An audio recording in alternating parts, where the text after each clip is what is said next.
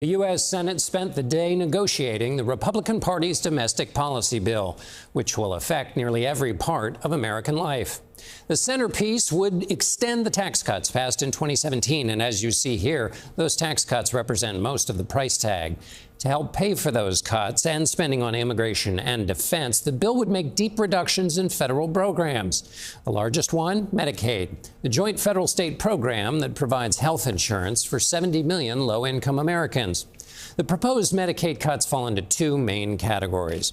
Eligible recipients who have no children or children over 14 would be required to either work, volunteer, or study 80 hours a month to get benefits. And the second part, biggest savings, would come from cutting a portion of federal money the states get to pay for Medicaid. Republicans claim states have been getting more money than they need to cover patients. But as Skyler Henry reports, if the cuts go through, states will have to do more with less, trimming or eliminating programs they rely on. Bend your knees and jump. That was a great jump. Each hop is no small feat for 6-year-old Kennedy Beaver. You have gotten so much better. Her mom, Marilyn, says she's been in therapy sessions like this at least 2 times a week. Mom, I want to be mom. Kennedy was diagnosed with Noonan syndrome.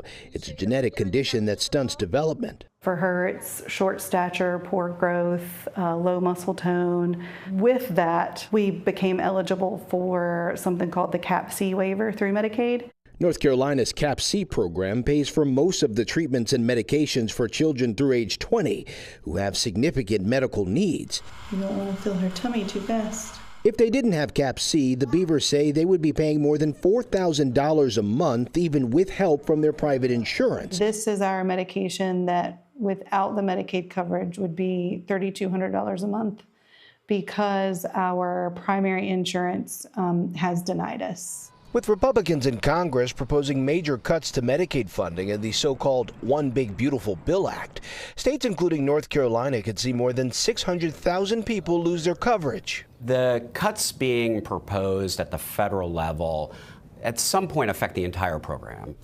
Jade Ludlam is with North Carolina's Medicaid, overseeing more than 3 million people that receive benefits.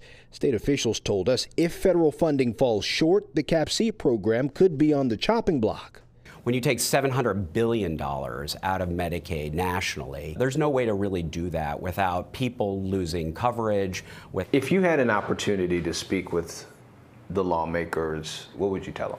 So if you want to fix it, let's fix it. But it's not in cutting services, it's in fixing a healthcare system so that everybody in the country can get a level of care that meets their needs.